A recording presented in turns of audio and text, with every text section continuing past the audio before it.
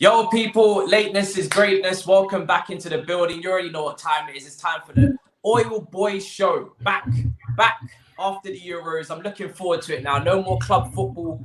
Just back where we belong with the no more international football. Back with the clubs. I got Sajin, Big Steve with me here. Boys, welcome back into the cauldron. How you doing, man? Good man, you. I'm good. I'm over it now. I'm over the international heartbreak. Moving swiftly on into the club football. All the training pictures are coming out now. It's good. It's life is good again. Saj, how you doing, my G? I am fine, thank you. Monstar will be in shortly because can't be the Oil Boys without Monstar. But yeah, it's been an interesting few days. Let's say it that way. It has, man, and.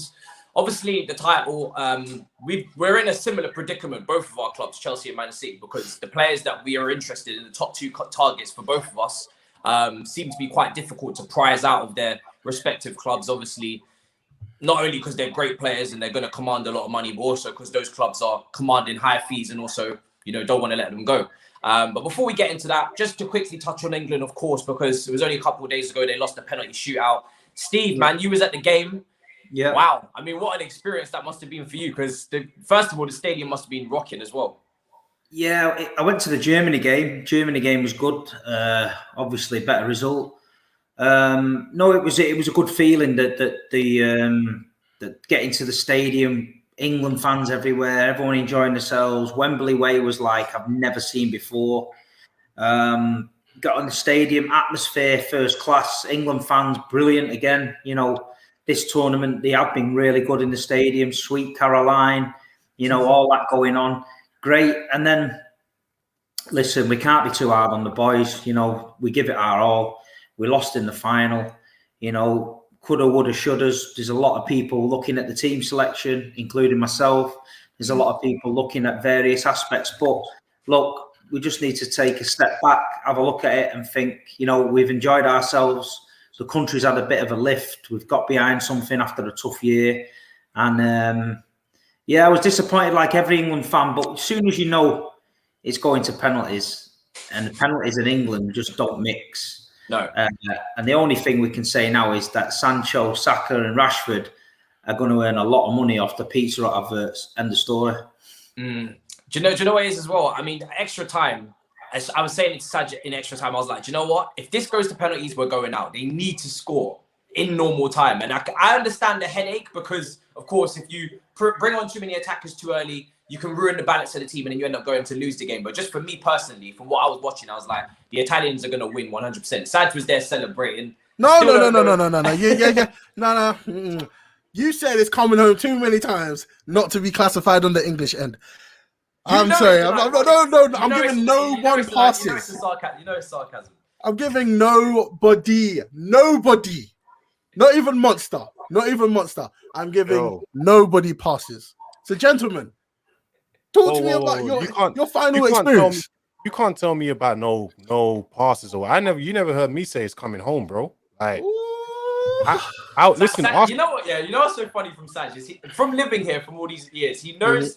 Because this is where people, and I think other nations have got it kind of confused with the "it's coming home" tag, and I think Steve will agree. "It's coming home" has been kind of like sarcastic, an ironic thing to say for so long because England have had no success for the last 50 plus years. So it's been Where are you from? Where was I born? Where am I from? What are we asking? What nationality? If you don't support England, do you support? Hey, man, I'm Scottish, yo. Me and Andy Murray. I'm joking. I was born in England. This is a narrative that I think is very interesting. You don't support England, and they don't love you no more.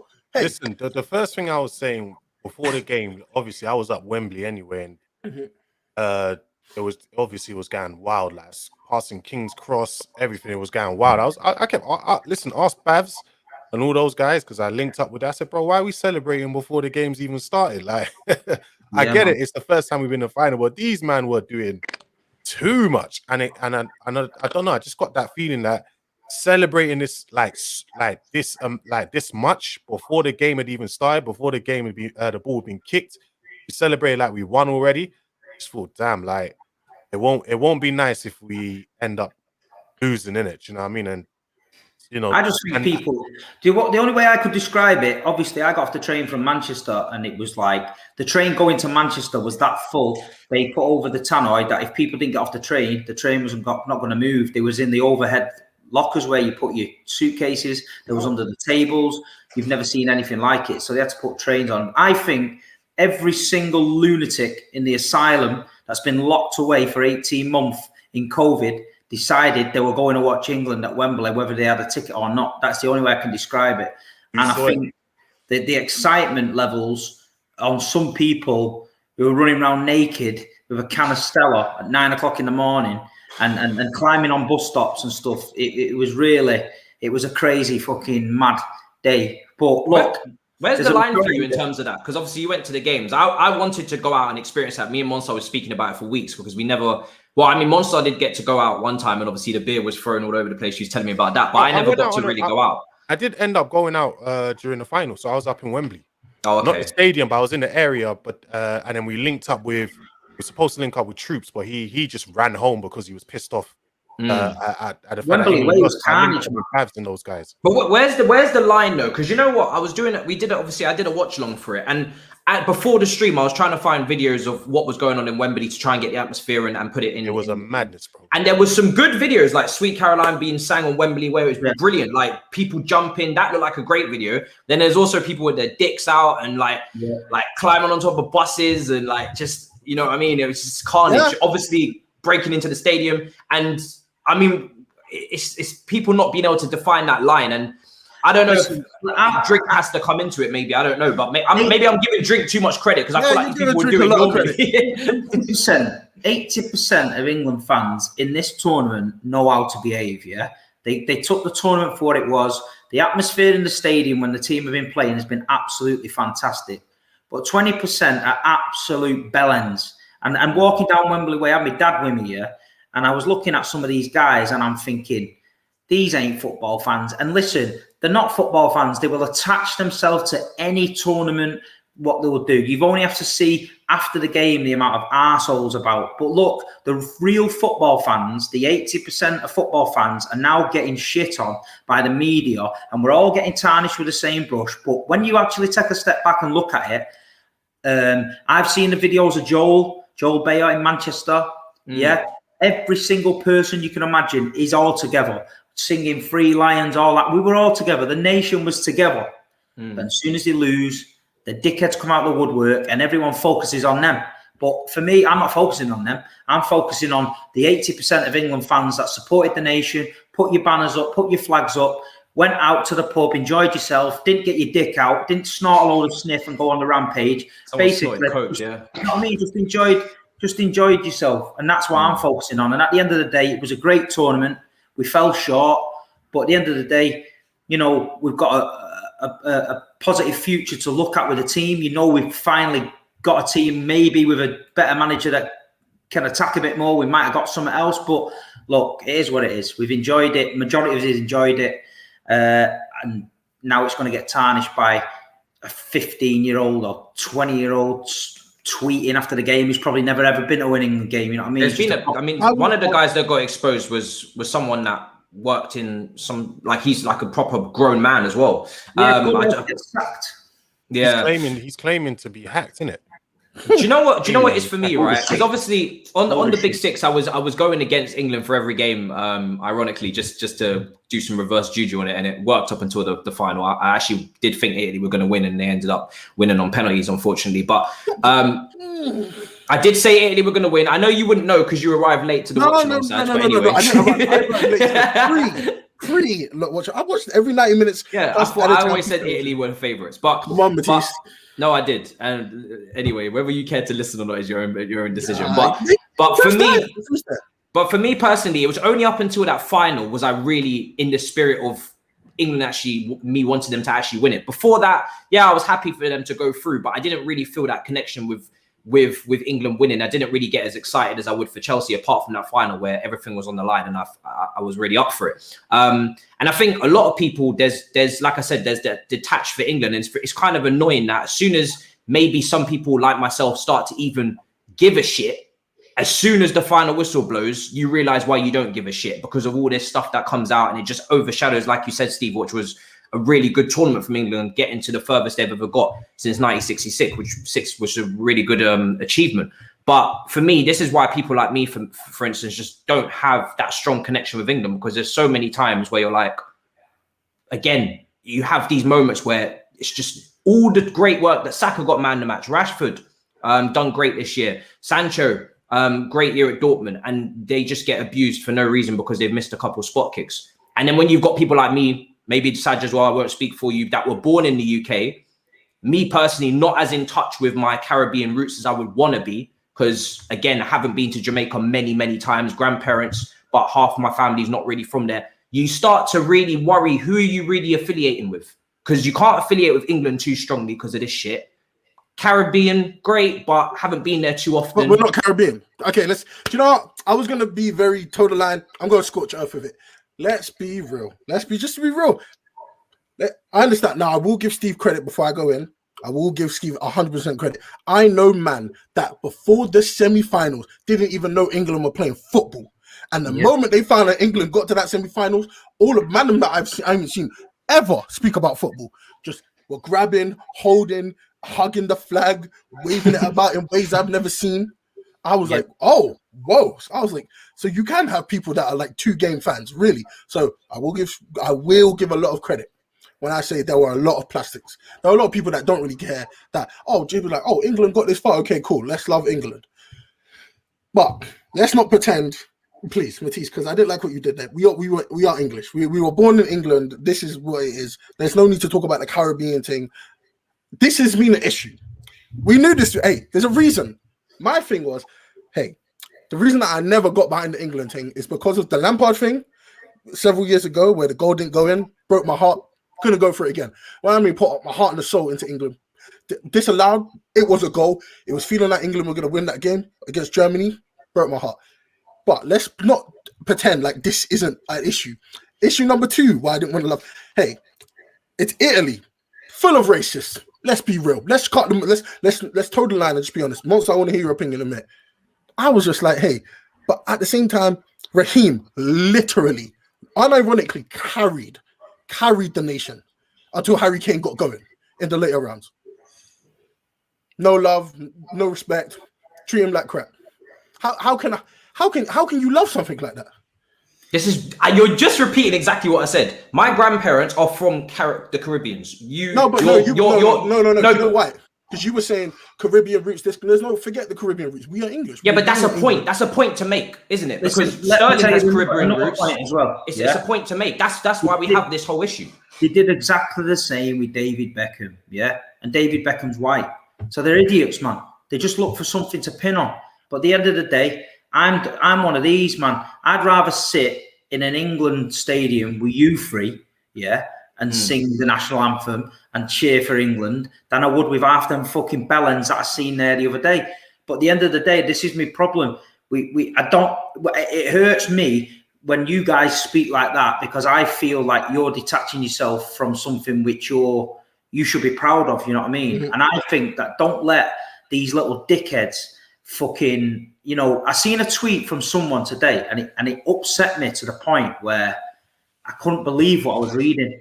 Some guy put, I could tell England lost because my mum sent me a message saying, get home soon, England lost. And I just thought, what the fuck is that about? And so many people said that. I just blew my head off. And if I'm knowing that there's actual people thinking like that, then I don't know how that feels. But I can't imagine how some of you guys feel if you think that's going to happen. We got to King's Cross on the way home, carnage, and then they shut the tube station, so we had to get to Camden. So me and my dad, we walked to Camden, And fucking hell, man. Wait, from Wembley, you walked all the way to Camden? No, from King's Cross. Oh, okay. King's Wow. Cross. It was crazy, mate. Crazy. And there's an element of people that just think it's an excuse to go absolutely wild and say whatever they want when England play.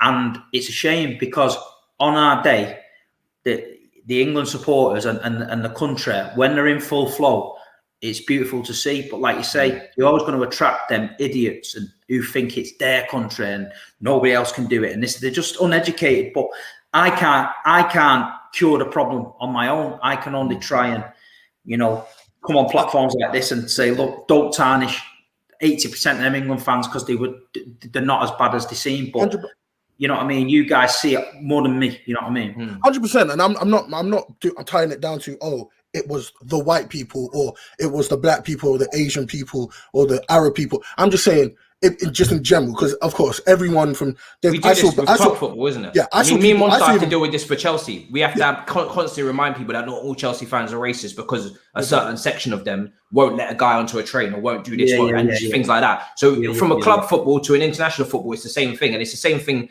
in society as well. I mean, there's other countries, like you say, where we've had issues going to Eastern European countries, Italy, Syria, doing all sorts of things as well.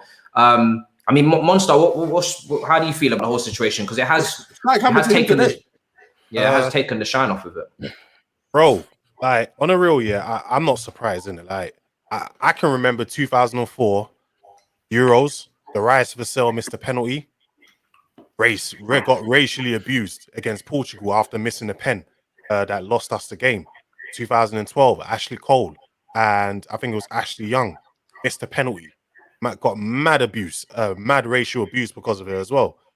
This ain't nothing new. Like, what more can we say about this situation, bro? It's all over football. It's unfortunately this is what it is. We can't listen. I've been to Stamford Bridge many times. I hear them, man, all the time in the background with saying the most egregious shit. Problem is, if you go and do something about it, they can probably jump you or whatever, but you'll be made to look like a troublemaker, innit? Like, and nobody really how many people call it out? Like when John Terry did what he did, when he did what he did to Anton Ferdinand, Chelsea fans were backing it. When Suarez did what he did to Patrice Evra, Liverpool fans and the players backed him.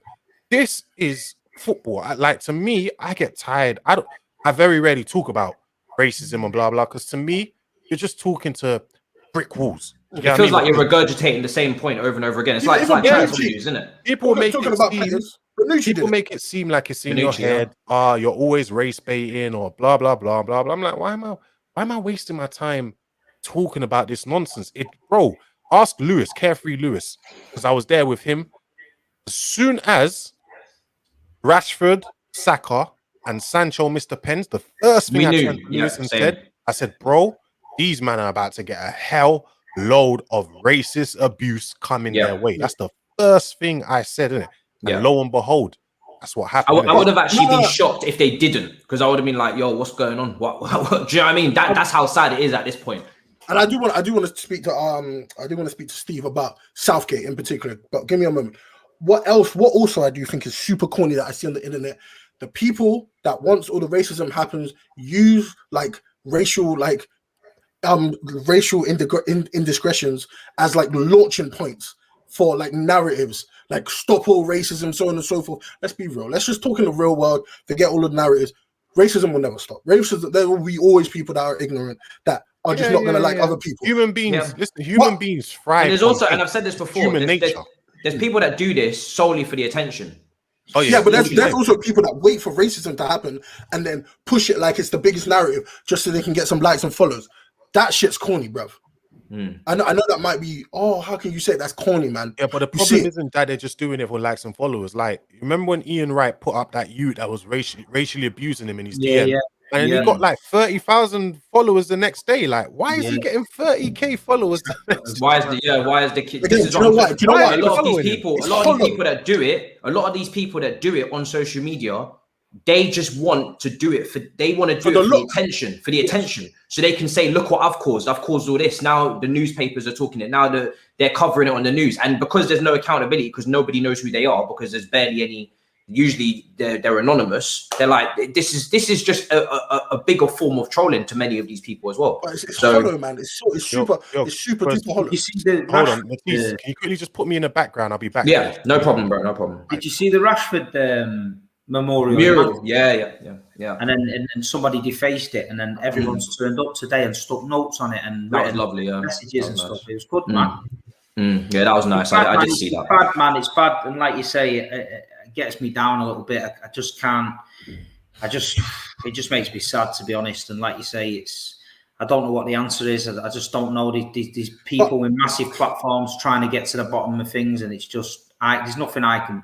I just blows my mind. It's really a job for Instagram and Twitter, social media wise. No. Okay. But they're not gonna. You don't think so? I don't like that either. I don't like the fact that people can't say what they want to say, and if they do say what they want to say, we'll shut them down. Hey, you can have people that can say whatever the hell they want, and you just don't roll with it. You don't mess with it. You shouldn't have to shut them down. You should be like, all right, cool. But do you think there should be? Do you think there should be consequences for it though? Again, it's social media. You can't have a free platform or free of expression and then dictate the terms and services under which people can speak freely. That doesn't make sense. Because at that point, you're not social media. Listen, the media do it. They fucking again. Boris did it. Yeah, exactly. People are reading that Facebook and all that. They're reading all sorts of nonsense, getting all angry in the bedroom. It's all nonsense, mate. It's all nonsense. Just staring up a wasp nest all the time. And then, like you say, it's just sad how that we've just got to the final of the Euros and the nation's talking about this. That's mad, man. Yeah, we've got to talk about it, but it's mad. Obi-Wan said there's no answer. Let's not pay it any mind. It's a sad way of looking at it, my boy. So I want to talk about Southgate as well. Quickly. Go on. Do you know what I found super ironic about all of this? The one last thing, and then we'll go on to Southgate. People, during the whole Super League, so Europa Super League, where all the teams are going to leave and join that big league, football does not belong in politics. People, I kept hearing that. Football and politics don't mix. You keep the politics out of football. This incident, you've got MP speaking about it. So which one is it? Because it kind of seems like football can be a bigger issue than just football. It can extend into other realms. You're talking about societal realms. Priti Patel, Boris coming out saying this, that, and the third. Please, those two, one South Asian, one white. Beyond racist. That's not even. I'm beyond racist. Those two, oh my god, the fact that that's just metrics. Them saying stuff to look good. But let me bring it back. I'm saying it makes no sense. Can football and politics mix? This is an interesting question. I will ask all of you because two different incidents. One, football and politics shouldn't be together. This one, football and politics collide. Yeah. I mean, it does mix, doesn't it? Because football is such a big thing in everybody's lives. Well, for people that follow it, it's literally do or die for a lot of people. We saw it during lockdown when it was almost escapism for people. So it does collide, and it naturally will collide because social issues come into football so often. This person saying freedom of speech is different from hate speech. I'm guessing that's directed to you, Saj. After no, I understand. I'm not disagreeing between the two. What I'm saying though is people still have the right. You can't dictate what. For me, you have the right to say whatever you want, but there should be consequences. I agree. Yeah. That's what I'm saying. So they need to find a way of making these consequences clearer and more effective via social media. When you're doing this stuff on social media, you can't just do whatever you want on social media. Just like you can't. Bloody, as soon as you don't break the guidelines, just like you can't bloody groom minors on social media. You can't get with just social media is not a weird galaxy land where you can just do whatever you want. And then when you come off, that's what these people think it is, but it's not. You can't just do whatever you want on social media and then come into the real world and just pretend like it didn't happen. Social media, there needs to be consequences. It's simple as that. But to move on to Southgate, because he did make some really bizarre decisions before we move into the transfer predictions, which would be quite fun to do now that we're at the start of the transfer summer, I guess. But Southgate made some really weird decisions, and I want to get your take on it, Monstar, because I haven't heard from you about it. Is that Southgate making that? He said that he's responsible for that penalty selection list, right? And that's what it comes down to. I know there's 120 minutes to analyze. Being a bit passive with the ball and not really being as progressive we want to be with the attacking options that we had in Italy, kind of controlling a lot of the game since the 1-0 lead from Shaw. But to come up with that list, because he said it's his responsibility, Jack Grealish came out and said that he wanted to take one. Although I feel like if you do really want to take one, you should make it so clear that you are in the top 5 penalty takers. I think if you're really, really passionate and confident to take one, you make your way into that top 5 list. So there's a little bit of a weird vibe there. But what do you make of him putting Saka as the 5th penalty taker? Because so often that is saved for Ronaldo, for Messi, for the golden boys. Yeah, because it could be the winning penalty. I don't mind Kane necessarily taking the first penalty. I did think it was very weird that Saka took the last one because I've never seen Saka take a penalty. And I've asked every Arsenal fan, and they all say the same thing. Saka has never taken a penalty for them.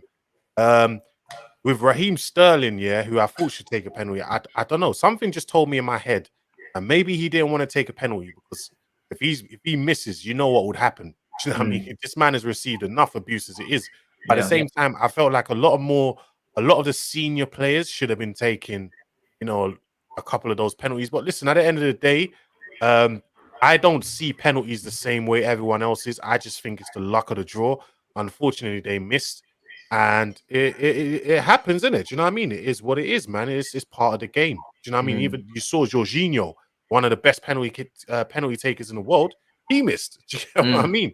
Yeah. So it happens, bro. Like, I'm not too mad at it. I'm not necessarily mad at Southgate for that. I'm more mad at him in the 120 minutes rather than the penalty shootout. It is what it is. People miss penalties all the time. As we've always seen, England have never really been good at penalties anyway. So, but this is what I want to throw to you and Stephen. Prior to these penalties, there was a lot of time when Southgate could have done a lot of things.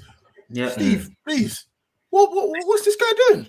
Well, you look at the way he sets up the team. Yeah, you've got your goalkeeper. You've got Walker, Maguire, Stones, Trippier, Shaw, Phillips, Rice. So you've got 8 players in 11 that have got their arse facing their own goal, and that is it. So against an Italy team that their attack doesn't scare me. It's pretty toothless, to be honest. Something we should be able to handle. There's only one good player, and that's Chiesa. Exactly. And they've got a defence that is aging. You only have to see the way Saka spun Chiellini late on to know that them men were struggling in the treacle, and our boys, and especially the ones on the bench, we could have come on. If anyone with a bit of bollocks could have put a few of them men on early doors, and I'm telling you now, we'd have took the game to them. They'd have been back to the wall, and we'd have peppered them. But he's got no bottle, man. He had no bottle with it.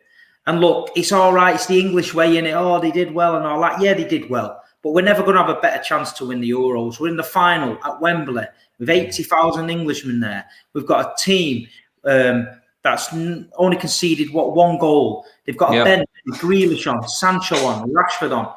And you're thinking to yourself, these Italians here, they're a well-organised unit. But the young, fresher England team, with a right manager and tactics, we should have took the game to them, and we didn't. And that's what's frustrating.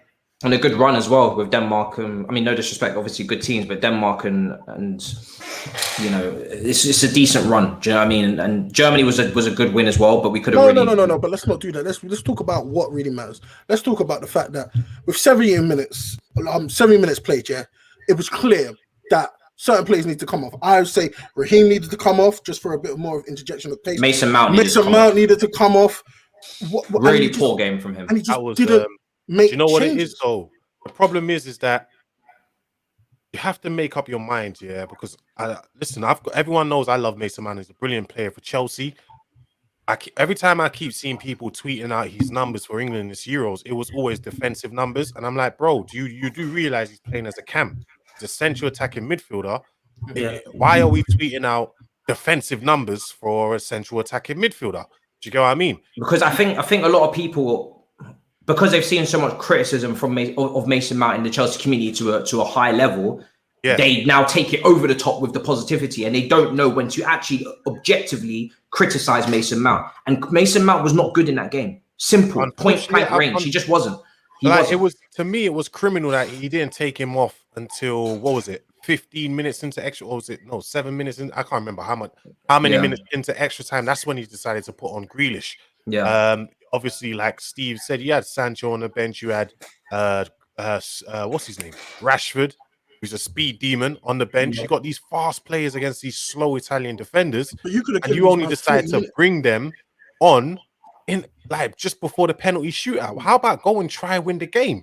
Do you know what I mean? Like, well, one of the worst things is as well, yeah. Pickford was getting the ball. You've got Maguire and Stones splitting off for him to roll the ball to or lay it to start the attack, to start our movement. What does he do? Boom! Launches it right down Chiellini or Bonucci's throat. They just bring it down. They're back on us again. The thing with Grealish is, Grealish gets you a lot of fouls in the last third of the pitch. When you needed a breather, bring Grealish on, get him up that pitch, let them foul him. Let's take a breather. Let's get the free kicks in the box, putting it on Maguire and all that. Do it the old-fashioned English way. If we have to shit out our way to the Euros with a 1-0 fucking launch in the box free kick, let's do it. At the end of the day, Italy, they just did what they were good at. Mancini knew that the defence was old, but did he care? No. He dictated the play. He let Phillips and Rice have the ball because he knows that them two ain't going to put a forward pass through us. So let them have the ball. They're only going to go side to side, not bothered. Do you know what I mean? And then when we did start getting down the width, they just made sure, you know, they doubled up every time one of them got the ball. And we just looked, when it comes to tactics, Mancini got it right. And he managed to change it a few times. I think he brought Insigne into the middle when he was out wide. And he did a few little things, Mancini, but he wasn't afraid to make the subs. And that's why they're going home with the trophy for me. Part of the issue as well is it was the midfield, man. They after the first 15 minutes, where obviously we had them. After that midfield of Barella, Jorginho, and Verratti, they done us bad. Like they done us dirty. Like to me, in those kind of games, you have to constantly have Jude Bellingham, or you got legs in your midfield on the bench. You've got to use them. Do you know what I mean? And I remember at one point it looked like we had them cornered in. On the bottom left of the pitch, we had them cornered in, but Jorginho, Verratti, and Barella just tapped the ball round about 5 or 6 England players with such class. I was just like, Jesus Christ, man, we're not winning this game. No way. Let me put this to Matisse real quick, yeah, because we watched the game live. 2 things, and the second one I'll throw to everyone. First one, what is with the Southgate thing and Harry Kane? Because I feel if Grealish was on the field from the get-go... We said this, yeah. But, like, please explain. Like, I understand why he played Mason Mount from the beginning. Because even though with that many defenders, and I didn't like the amount of defenders we had on the pitch, I would have played a back 4 versus Italy's back 4. Usually when England play a back 3 is to match someone up like they did with Germany. But this time they decided to go with the back 3 and be cautious, even though you were playing with a back 4. So that didn't make any sense to me. But when you're playing that formation... You have the 2 in the midfield, the pivot, and you've got 3 Italian midfielders. So you're going to get outnumbered if you don't go with Mason Mount. However, as the game was going on, it was very clear that Mason Mount was not effective at all. He just wasn't. Tired, bro. He was tired. He just wasn't having a good game. He played too many minutes this season. Like he couldn't do anything after, because in the first 15 to 20 minutes, he looked like he was taking care of Jorginho, hustling him off the ball and blah blah.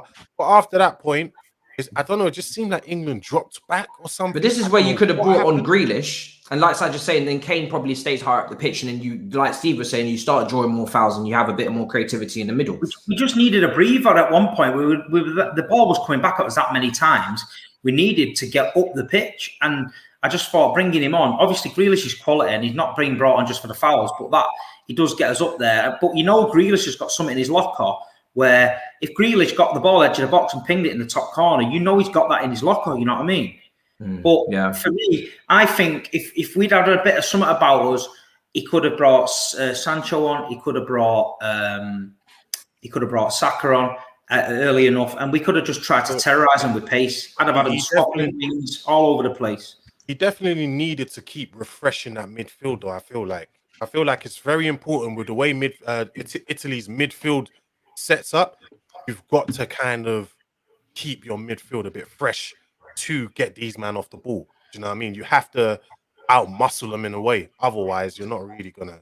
And then in saying that, when he does take Mason off, I'm thinking, who do I want for penalties? Probably Mason. So it's a double-edged sword, really. He took him off too. I feel like after a certain point, Southgate played for the pens. He played for the pens. But he didn't have to. He did, yeah. He didn't have to, but it's like even if he put Sancho, Rashford, all of them on, and them man just no, I'm not saying they score, but I'm talking run the Italians ragged to the point where them man are tired. To the point where when we get penalties now, they might make an actual mistake or two. It's a different story.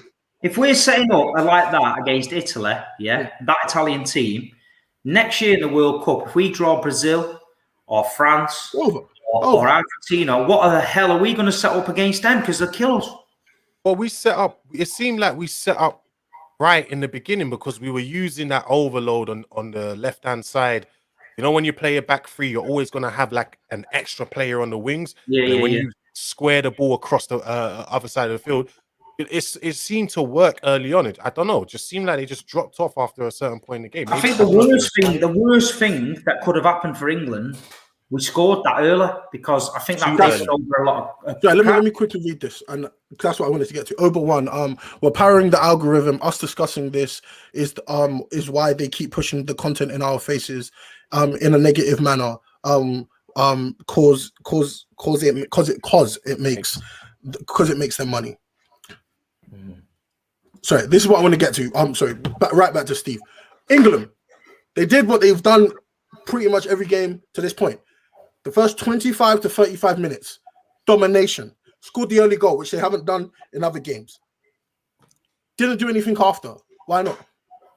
Because England in the last few games, they've had lots of possession very early on, and they don't do anything with it in the final third. Why is that? Bro, you asking me? No, I'm asking Big Steve because Big Steve, right back to Big Steve. Sorry, mate, I couldn't hear you then. Sorry. Right. So England, again, they've the last few games where they have like super high percent like ball retention in the first like 35 minutes of games, which they also did in Italy, but they scored against Italy, which they didn't do against other teams early on. Why couldn't they finish the job early on? Because you said them scoring early hurt them. Yeah, I just think the game plan just went out the window when we scored. It was like, shit, we've scored here. What do we do now? And then we just looked like we were just giving them the ball all the time. Then Pickford, sometimes, just for me, I might be daft because I watch Edison, but sometimes I'm thinking, right, get the ball, roll it out. He gets the ball, goes like that. No. Holds it. Everyone gets into position, launches it, comes straight with tackles. Same thing was happening all the time. They just lost their composure. Yeah, it's just... And it happened against Croatia in the semi-final when Henderson started hoofing it around as well in midfield. See Maguire come out of defence with the ball and just smash it into the stand. Yeah. And I was like, what the fuck? Did he just... And they did it again 10 minutes later. I was like, I think they just panicked. I don't know. It was just one of them things. It was just, we can blame everything. He's manager for a reason. But for me, here's one for you now. Do you keep him now for the World Cup or do we refresh? Are you talking about Southgate? Yeah. This one. Is there a point speak for myself, Saj? Thank you. Is there a point even asking this question? Like on the real, we know they're going to keep him. So they even said it doesn't matter if he gets knocked out earlier on in the tournament. They were always going to keep him anyway. So what's the whole point? He's going to be here for the World Cup anyway, isn't it? Yeah, I think, to be honest, like I said, if he gets to the final, then you can't sack him really, and it's not going to happen. They was already giving him a new contract before the tournament even started. That's before he even got to the final. How many tournaments does the man get? Sorry, if you're Southgate's lawyer and you're giving him and you're fighting his case, you're saying the tournaments that I'm in so far, we have a semi-final and a final. That's without obviously the context of it. You might as well go out the first round, though, innit? You don't win fuck all for a semi-final. It's true. It's a loser's mentality. But he's gonna stress that. Listen, I know this group. I've been working with them for a long time through the under-21s, and I can make that next stage upwards. You know what Mancini did at Italy? He came in there. He said, "This is how I'm going to play football." Yeah. Every single game, he played the way he wanted to play. He got the players in that he wanted to play for every single squad. The thing what England do is, soon as someone has a good game for Norwich or Brighton, the Sun puts England call up for such a player. He's in the next fucking team. So we have a different team playing every single qualifying game, friendly, all the way up to the games. Nothing's ever set. It doesn't try any different formations or nothing. It's just that way. And it just, for me, Mancini got it right. There's a reason the 34 games unbeaten, because he sticks to his guns. And the second team behind the first team in Italy, know exactly how they play, exactly how they're going to come in and do it if one of them's injured. And it's just like a nicely run machine. Whereas England, we were playing players who'd been dropped from the squad in warm-up games before this tournament. People like Lingard, who wasn't getting in the squad, we were playing him in warm-up games. How does that work? Because he feels sorry for him. Oh, I'm going to drop you from the squad, but you're playing on Wednesday night. It's a lot of bollocks. I mentioned, do you remember the warm-up games? Yeah. Why is Lingard playing? I think partly because Chelsea and Man City were in a final and there was quite a few players on both those sides that were taking up quite a few options. So then he was trying to make sure, obviously, that he had cover for them. But imagine for me personally, obviously you can get someone better. You can obviously get a top coach. But when was the last time England even had a top manager in the first place? Anyway, that's the thing. To be honest, we only employ yes men. Anyone that tells the FA no, I'm not doing that, doesn't get the job. End of story. Yeah. And if we're being, the way I look at Southgate as well, he reminds me a bit of, I feel like he's just an Ollie. Like he might take us somewhere, but he just doesn't have the ruthlessness or just that coaching ability to take us over the line. So I feel like he's got, he's semi-finals, final now at a World Cup. I think we're not going to have at a World Cup, it's going to be a different story. With everybody actually in it this time. We ain't gonna we're coming up against a proper big boys now, and they will be motivated just because it's a World Cup as well. We're probably not gonna have another easy. This lucky draw. Ronaldo's last chance, Messi's probably last chance. There's gonna be some Neymar as well as on that list. Actually is in it this time. Netherlands will probably be in it this time. You remember these teams weren't in it last time. Yeah, so it was easier. It was a lot easier. That's true. I want to listen. For me, I think he's not going anywhere. It's just the whole nation, in terms of the FA and the people that are going to make the decision, they're all quite probably proud. I've seen somewhere that the team and the manager were going to get invited to Downing Street or something. And even I said it before, when they came fourth in the World Cup, they didn't even get a bronze medal, and they got station named after him and whatnot. It's a loser's mentality, and it's not how you win things. Do you know what I mean? We only have to know, speaking about our clubs here, the ruthlessness. That's how you win. Do you know what I mean? You employ top people to do a job, and you come out winning. Look at Manchester City. You're a bit more, Chelsea are a little bit more ruthless than us. Yeah, but you don't need to be ruthless with Pep in charge. But remember, before you had Pep, you went through quite a few. You went through Mark Hughes, Pellegrini, Mancini. You kept going. Those were over. They were all successful as well. But it's spread out to a degree. I think they were every maybe 2 seasons. I don't think any one of those did more than 2 seasons, did they? I think Mancini did. Maybe he did 3. Yeah, maybe a Jose Mourinho's first stint. That's not a bit for Mancini. He deserves it. He's a good guy. He's a good guy. But Mancini versus Southgate, there's only one top manager there. So, but can I quickly, before we move on? Yeah, go on. Just want to get everyone's opinion. Team of the tournament. I didn't actually see it because a fake one went out, which was quite funny from Frederick. Okay, the real one here if you want. Yeah, read out the real one because I didn't actually see it. Just want to see if you disagree or agree with anyone. Up front, Sterling. Left wing, up front Lukaku. Sorry, left wing Sterling. Right wing Chiesa. Midfield Pedri. Hosberg. Hoiberg. Thank you. Jorginho. And then defense, Spinazzola, Maguire, Bonucci, Walker, and then goal, Donnarumma. Do you agree or disagree with any? I think Pickford had a better tournament than Donnarumma. I don't know. I feel like he did. I'm sure my man John Stones me. I thought he's had a great tournament. Tournament. But do you not think, to me, the question I ask is, if you're picking Bonucci, then you kind of have to go with both Bonucci and Chiellini because they were as good as each other. I want to know how Spinazzola made it into the. Spinazzola was brilliant for it. He was brilliant. I'm not saying he wasn't brilliant, but he was injured. No, it doesn't matter for me. I think you don't feel like that's where you have Luke Shaw. Maybe Luke Shaw. Luke Shaw. Yeah, because Spinazzola probably would have had he not been injured. But obviously Luke Shaw obviously got injured, and Luke Shaw obviously did his thing. So yes, I agree. Luke Shaw should have been in there. I do question. Who was the third midfield? A lot of people are asking for Pogba, maybe over Pedri, Hojbjerg, and Jorginho in midfield. I'm not sure about Hojbjerg. He did have a good tournament, but not to be included. I think they wanted to sneak a Denmark player in there, and they got to semi-final. Ronaldo didn't even get in it, and he got the golden boot. Yeah. I wouldn't have put him in. I wouldn't have put him in it. I like that front three though. I do. Yeah. We ride him with Lukaku. Yeah, I think Lukaku was good. I liked watching him. I think he was good. I might have gone with Schick over Lukaku. That's a shot. What are you feeling, Steve? Lukaku? He had a good tournament, didn't he? But I don't know. It's a lot of people are saying shit. I think they just try and please everybody, get somebody in from every nation they can in the last. It's not something I take too seriously. No, it was 4 Italians and 3 English. It's player of the tournament, Donnarumma. Was that what it was in the end? Yeah, that was nonsense. That was nonsense to me. Yeah, that had to go to Jorginho, Jorginho, man. Like that had to go to Jorginho, man. Like I'm sorry, it had to. Yeah, I don't know I would have given it to him. Or Sterling, like I don't know how that goes to Donnarumma. I don't know. Neither do I. I don't know. It's confusing. I feel like Belgium went out too early to be in.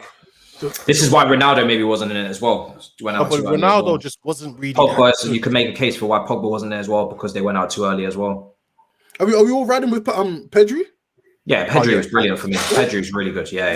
Pedri for me is young player of the tournament by a decent distance. Young player of the tournament is definitely Chiesa, man. Chiesa. Chiesa.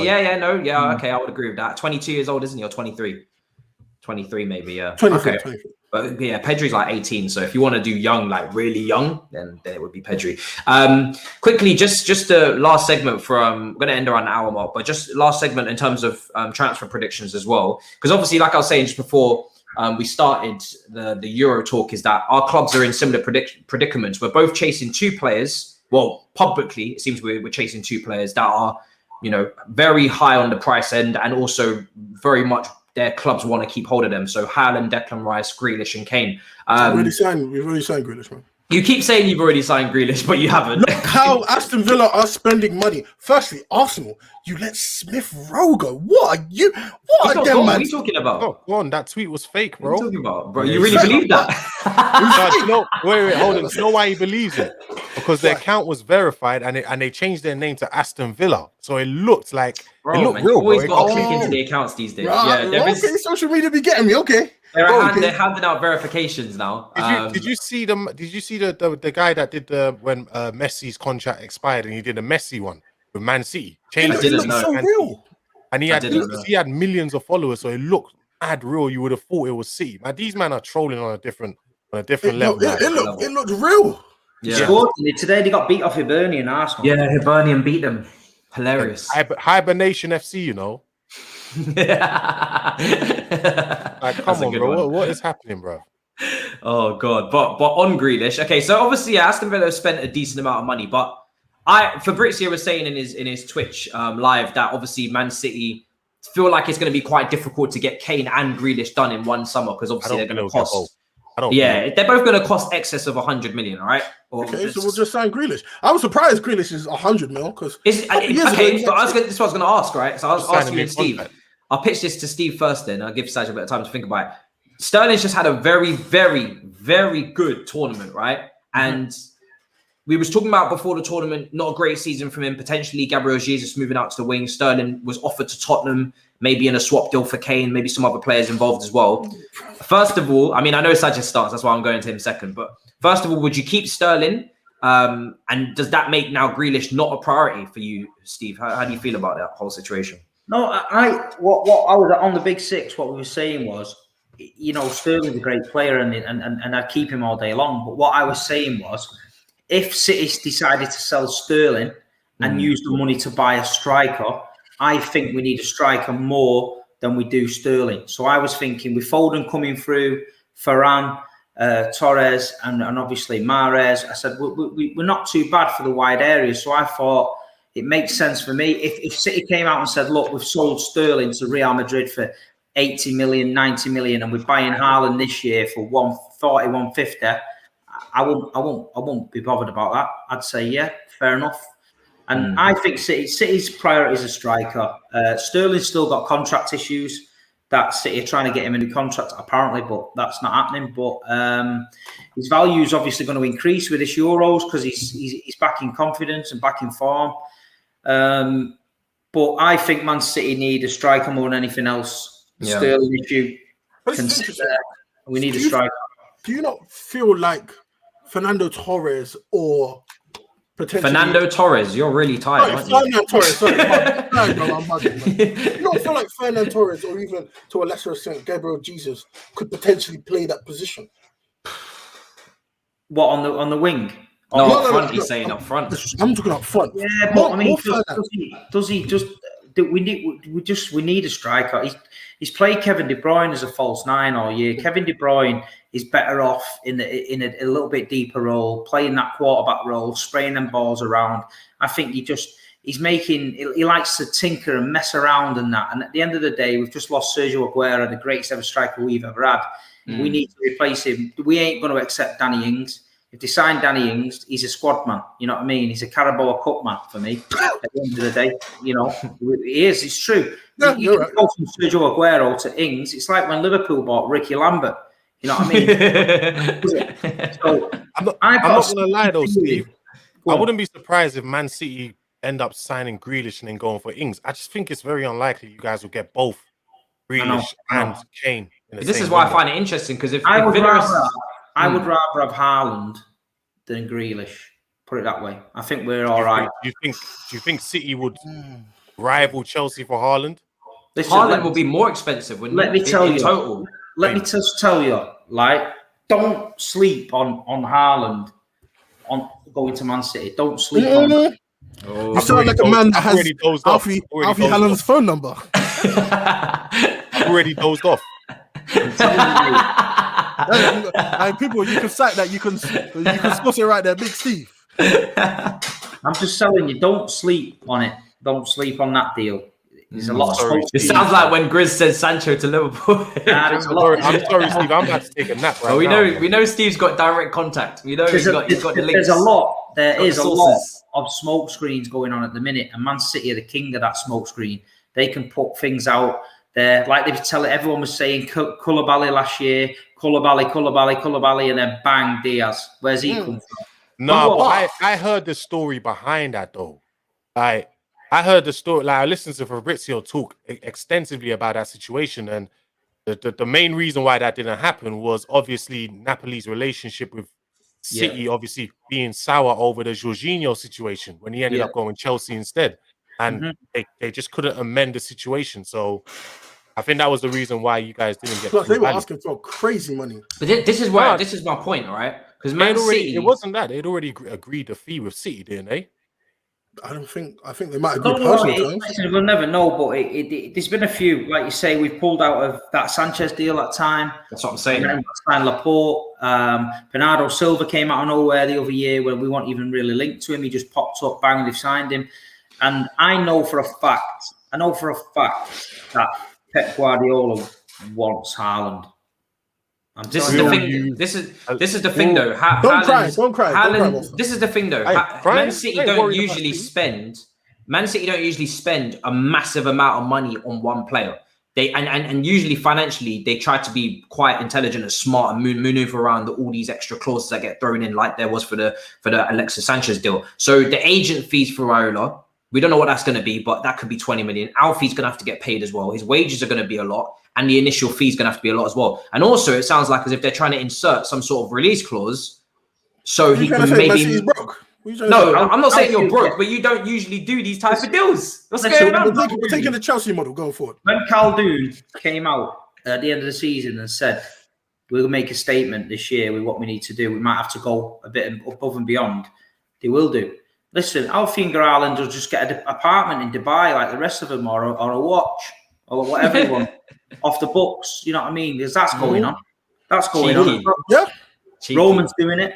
They're all doing it, mate. If you wait for bringing in these rules about clubs that are properly run, can't spend their own money, tell me a business in the world where you can't invest in your own business because apparently, you know, an owner should be able to put his money into his own business because it's cheating. So look, mate, if it's my business, I'm giving someone a car, a yacht, whatever he wants. You know what I mean? Shares. It kind of is cheating though because it's all tax deductible. If you pay money into your own business, you can write it off through tax, which is a kind of mad loophole when you think about it. But you're right. There should be a limit though. Like, so you're saying, Steve, do you think Grealish will happen then? First of all, because Saj's saying that Aston Villa are selling their players for the Grealish. They're buying players for that Grealish. They're basically spending your money right now. If PSG can go out and buy Neymar and Mbappe, in one fell swoop. Man City can go out and buy Grealish and Haaland in one fell swoop. Those are your two that you're predicting. You wouldn't go Kane. No. The way I can look at his face right now, Stephen. Look at him. He's hurt. Look, he's hurt. I'm just asking questions. That's pain right there. I personally, I'll do my predictions in a minute, seeing as we're talking about Haaland. Besides your predictions, then, for who Man City will sign, do you think they'll sign Grealish first of all? Yeah. Oh, I think it's already signed. And what about the striking position? Do you think you'll sign Kane, or are you going to go with Haaland as well? I don't know. I don't care about your don't know. I want an answer. I feel like we've got options here, man. We got the Kane thing, but Levy's not an easy. Like, it really depends. Who's easier to deal with, Raiola or Levy? Innit? You know, like, I would like Lautaro Martinez, but Lautaro Martinez. You've said this name a few times, yeah. But sounds like he's going to sign a new contract at Inter Milan if he hasn't done already, though. Yeah, I think he has. Yeah, I'll take you. But we could get Haaland. What's your prediction? What's your prediction, though? You're dealing with devils. Like, you're dealing with in one because Chelsea as well. In one sense, right? You're dealing with Raiola. Do you know why? We all know Raiola's relationship with Pep and how he feels about Pep and the guy you guys. What's the name of the guy you guys have upstairs? Serrano, big Tixi Biggerstein and that. Yeah. We know how Raiola feels about those guys. I think from their time at Barcelona, right? Yeah. And the Ibrahimovic situation as well. Levy's another tough nut to crack as well. From everything they've said, it just sounded, when I'm listening to everything they said, it just sounds like, listen, Kane, I'm sorry, you ain't. But at least when you get Kane out of Tottenham, the player you get hasn't got any extra fancy stuff around him in terms of kicking up a storm. Whereas Haaland's got Raiola, and Man City don't tend to deal with those type of agents. They like a calm, relaxed camp. I just can't see Pep and Man City dealing with Raiola on a yearly basis every transfer. It's not going to be like that though. Like, once there's not going to be no release clause. We're not these Mickey Mouse clubs. You know, if Haaland signs for Man City, with Chelsea, he's going to be locked down. I don't know. He's going to be locked down permanent. They ain't going to be. Riola's not going to be dictating stuff because at that point. Are you sure about that? It seemed like Sane was dictating some stuff to you lot before you let him. You had to forcefully let him go. Again, Sane's a. I don't want to touch.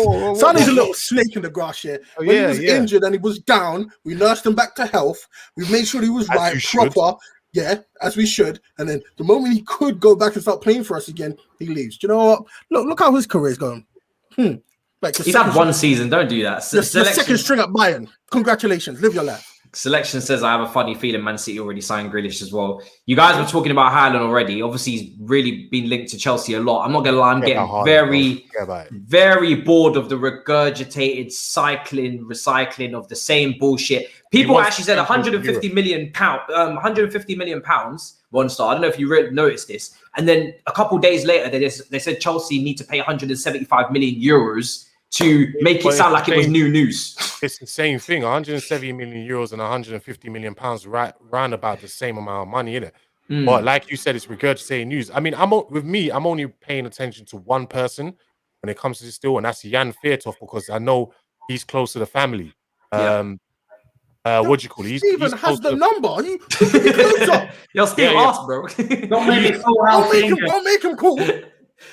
Live, don't make him do it. He'll do it. I tell you, I'm saving it because I will call him live on somebody's show when you should do it here. This is the Haaland show. Oh, you know what I do? You do it when I'll try and get Jan on, and I'll try and get Jan the journalist on this show, and you can call him while we have him on. Oh damn! Okay, fair enough. That's a very imagine if we had Jan, the Norwegian journalist, on here plus Alfie on the phone. You would not have a better Haaland show than here. You really wouldn't. It would go somewhat viral. Let's just say this as well, yeah. Erling Haaland has spoke to me, yeah, in my DMs, which I'll show you offline, but not about this. But he has spoke to me. Okay, okay, all right. Interesting. The plot thickens. I'm telling you. But no, listen. I'm just saying. Don't sleep on it. So, Monstar, after what you've heard there, and obviously we've been seeing the nonsense as well. What's your prediction, bro? What are you thinking? No, that's not me. I'm not hurt. He said don't sleep on it, so I slept off. Don't do that. Don't do that. What are you predicting, bro? Listen. The way I see it with the Haaland situation, it's all about, are we going to pay the money or are we not? If Chelsea want him, they just have to pay the money. It's as simple as that. But do you think we will, though? That's the thing, because we know what the fee is now. I don't know. It's not, and it's not even. The problem is not just the fee. Then you got to deal with Raiola. You got to deal with his dad. Yeah, you got to pay them. Then also you've got to pay the wages as well, and it's a lot. You know what I mean? It's such a complicated deal. It's just going to be a long summer. And that seems like a reasonable man, no? Yeah, everybody is. And then not only that, 20 million on the line. Chelsea fans are crying about Jorginho's agent. What do you think is going to happen? That's what I'm saying. That's what I'm saying. For me, I personally now, if I was to put a bet on it, I'm quite worried. I think it's more likely not to happen than it is to happen because of all the variables that you've just said. And there's just so much going into the deal. It's such a massive package. I just can't see Chelsea pulling it off the whole lot, all of it coming together and it getting done. Then there's the fact that we mentioned earlier with the release clause, which I don't like. Obviously we would make a profit, but still. If we're talking about being smart and business savvy, it's not really smart to do the deal. It really isn't. Just it's not smart, no. Because we'll see what happens. He's not guaranteed to succeed in the Premier League. I think a lot of people are forgetting that. We're very confident that he will, I am, but he's still 20 years old and he still has things to fix in his game, which Saj has made that clear many, many times when watching the Champions League this season. He's not, for the amount of times Chelsea have been hurt by big money striker signings, you'd think that this deal doesn't really resonate with that. And I know a lot of people are saying, no, it's different this time. And I also think it would be, but it's not guaranteed. Let's not pretend like he's 100% bulletproof to succeed in a Chelsea shirt, because we've seen that before and it hasn't happened. So even Mbappe, for instance, we've got more doubt on him going forward than we've ever had before. No, I actually don't. I just think he just missed a penalty. I just think that's the end of it. I think Mbappe will be fine. I'm talking attitude-wise. I'm not talking in terms of... Oh, yeah, well, that's a whole different situation. Mika Johnson says, prediction here, City sign Grealish, Kane, Mendes, left back, Chelsea, Haaland, Adamo, Jesus, Tuamini, Liverpool, Rafinha, Saul, and Hajish. United will get Sancho. He's already signed Varane and a DM. That sounds like a lot of movement, bro. That sounds like Chelsea fans, we ain't feeling Adamo, no? Nope. I'm not. I've said me and Monstar already had this debate before, I think, but yeah, I'm not feeling that at all. If he comes, he comes. If he doesn't, he doesn't. I'm not. Do you know what I mean? I'm not. Yeah, I know a lot of people are saying when you get Haaland for the release clause, it's probably going to be 200 and something million, and you're still making profit, and that's money you can spend in 2-3 years time. Cool, but also just for me, I just think the whole deal is it's very, very difficult to do, man. It's a big package. Lukaku for me is a very good alternative as well. And said he's not leaving though, man. Said he's not leaving. So I hope we get Haaland, because it sounds like that's the only big name that is realistically attainable right now. Obviously, Declan Rice, I think Monstar, I don't know if you saw this, but there was meant to be a bid going in next week, or I don't know if it was this week it was meant to happen as well. And Tammy Abraham says that apparently he's open to the move to West Ham, so he could be potentially involved. And obviously he stays in London as well. There's no way in hell Chelsea are getting both Declan Rice and Haaland this summer window. No way. Julian said that. Julian was like, if you sign Haaland, that's it, bro. Yeah, there's no way. Because I don't think Chelsea are going to clear out the players they have to clear out to do both those deals. Like, yes, we have players we can sell. We have a lot of players but we know how this goes. Chelsea ask for too much money, or money that they feel is the players valued at. Italian clubs mainly will come in and try and get loan with options to buy and try. How many loans do they like? I'm seeing, and it's just going to be loan deals. AC Milan want to loan Bakayoko again. Like, bro, you loaned him before. It's like, bro, it's literally like going to a wine taster and just continuing to taste over and over and over and over. At some point, you got to buy, bro. You're abusing the free samples, son. No free samples left. I even saw Zuma. How many Zuma potentially want to take, bro, to pay for the thing? How many pay for the thing or leave, bro? But again, you would think Zuma would command 30 million pounds. Roma looks like they want him on loan. Again, it's another loan, probably another loan. No more loans. So many loan deals. What Mourinho is trying to do there at Roma is a madness, bro. This brother's trying to loan the world. I think you'll be waiting around. No more loans. No more loans. You pay up. Simple as that. Mm-hmm. Emerson. So the money we think we're going to bring in, double European winner. Yeah, them man still want a loan. No loans. Let's see. Do not do that for first team players. We do not talk about 10 mil. No, you're sending for 10 mil. Fair play to Man City, because we seem to be loan FC. I think someone offered 8 to 10 million euros for Emerson. We want 20. Minimum, I think, or 25. So, I mean, do you think Rice will happen, Monstar? Quick prediction on it. If we get Rice, we're not getting Haaland. We're not getting both. I would probably No agree way. with that as well. Yeah, I don't Somebody see us getting said both somebody either. said in the chat Jotic as an alternative. Jovic. Chelsea have already stayed. They don't get their number one targets. Yeah, that's not. No next. They're just keeping it and waiting. They'll keep what they got in it. Simple as that. Yeah.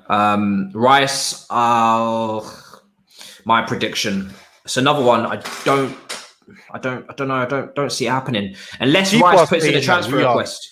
People are saying we're overpricing these players. I don't think so. I don't think 20 mil for Emerson is too much. 20 million euros as well.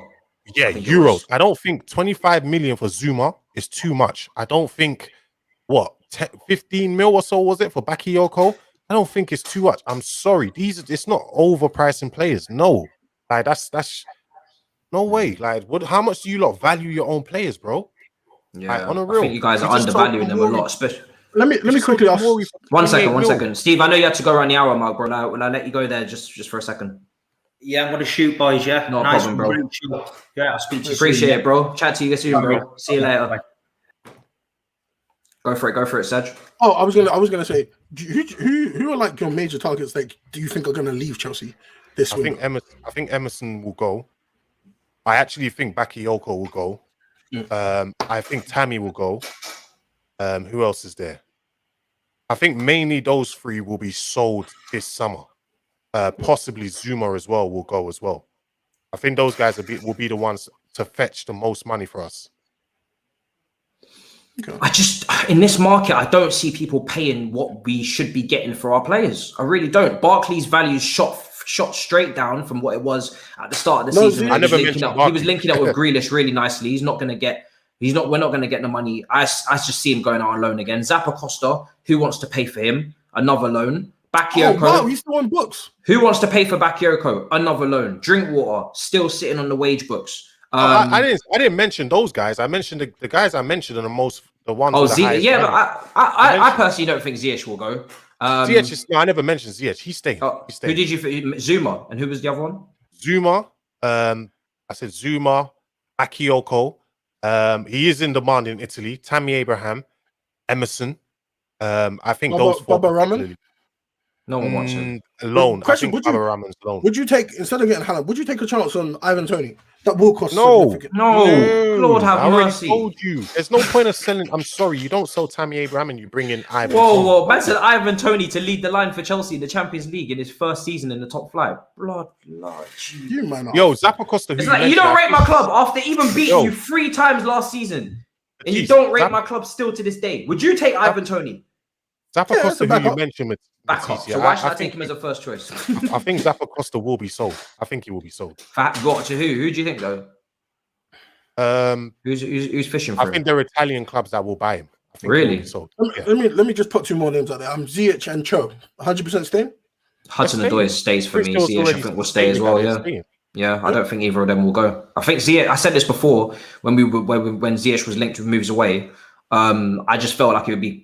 I would be shocked if the club got rid of him after 1 season. I think it would be quite harsh, considering he's had only 1 season. It was quite a difficult season as well. So, that's not going to happen. So yeah, Zuma, Bakayoko, Zappacosta, Alonso, Emerson. These are the guys that you're looking at, but I just don't see people paying what they're meant to pay for these players. Yeah. Someone said Griezmann on loan ? Personally, I'm not for it, and I don't see it happening. It's the wages. It's not even like you couldn't get him on loan. The wages now. It's already been confirmed that Chelsea aren't even looking to go 800 mil a week, bro. He's not going to take a pay cut. So yeah, not even looking in that direction. Coutinho on a cut price thing. We're not looking in that direction. Once again, no, we're not looking in that direction.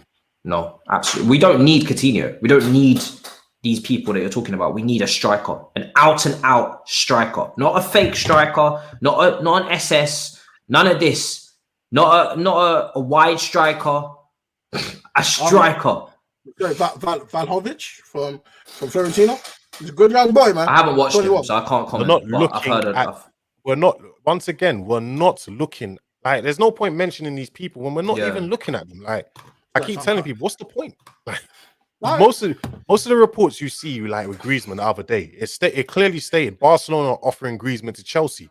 Chelsea are not stupid enough to buy him. Like Chelsea Them offering. I said this before. It's Barcelona trying to get rid of their players because they're in a financial crisis. It's not a coincidence that he's now being linked with Chelsea because Chelsea need a forward. That's Barcelona pushing us, not because we're actually interested.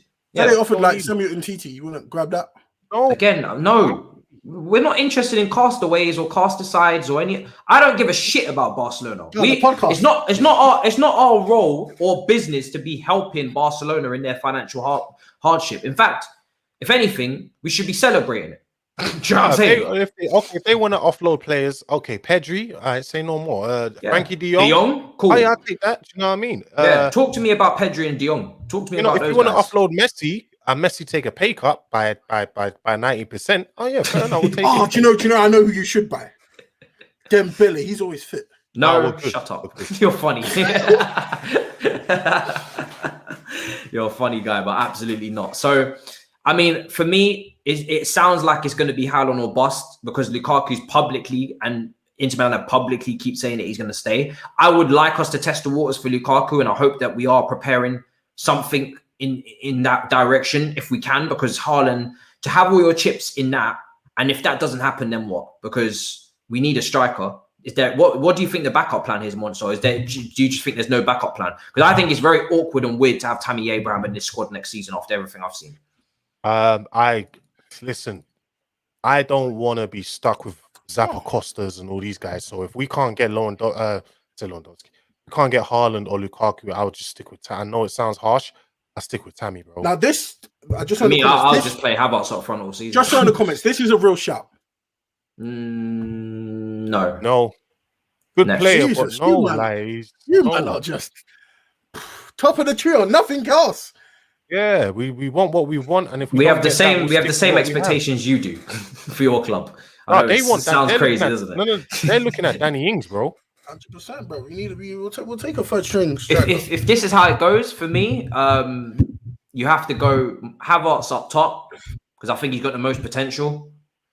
Tammy, top now, yeah? Well, Kai Havertz has been playing up there for some of the season. But the people saying Lewandowski, why are we wasting our time? We're not getting him. Like, he's not coming to Chelsea, so there's no point even discuss. I don't like wasting my time saying, we should get this and that when we're not going to get him, or we're not even looking at him. It's a waste of time, in my opinion. Facts. The only person that maybe is realistic is maybe Danny Ings, because he's experienced and he does have a good goal record in this league, and he might not cost a whole heap as well. But outside of that, the fact that I've seen capitals for Dybala, I'm just going to keep it. I know this one might sound a little bit mad here, but it kind of does make sense. With you're going to bring up another Sancho going into United. Martial. No. He's a good player. Again, no, it's just not going to happen. Chelsea, no, it's just not going to happen. Man United are not going to sell Chelsea. Right, you might not keep picking him. God bless you, man. I can't wait. It's just again, and I don't really want Martial either. Again, I want what I want in it. I'm not one of these guys that can just keep circling around and picking and choosing and tasting different. No, I said what I said. Haaland or Lukaku or bust. Simple as that. I'm not interested in nothing else out there. There's no name that you can give me that's realistic that I'm interested in. It's just not. It's not happening. And I think Chelsea must know that. So if you don't get a striker, then we're going into the season with Kai, Werner, and Tammy. Kai for me has to be the first choice up there. Werner is your away days high line, and then Tammy is the rest of the games. I can't wait to see your squad at the starting day of the season. I really can't. Broja is also actually, to be fair, is another name that's actually the most realistic name I've seen in this chat. Broja is training with the team for pre-season. What do you make of him, Monstar, for his future? I mean, we'll have to wait and see how he gets on, innit? You know what I mean? I don't want to sit here and say he's going to do this and he's going to do that. Do you know what I mean? Let's see. Listen, he's about to step up to the big boy levels now. Now let's see how it goes, innit? Do you know what I mean? Simple as that. He's got a big step. He'll be at Sunderland within 2 years. I do have to get out of there though, man. It's Southampton usually say. We're going to wrap up now. Completely forgot to have the banner. Such a shame. Oh well. Big up to everybody following the stream. Make sure you smash the likes. Links are in the description for Monstar's channel, for Big Steve's channel, for Saj's Twitter. And obviously, guys, we're going to be back tomorrow with a video as well. And yeah, that's about it, people. So yeah, keep throwing in your names. Make sure you subscribe if you're new as well. And hopefully there's some transfer news coming in for one of our clubs, considering Sad seems to think Grealish is done. You'd think that would be confirmed now that the Euros are over. So yeah. Let's let the bad vibes calm down. The media is right hot right now. There's a lot of topics up there. In a bit, people. Peace.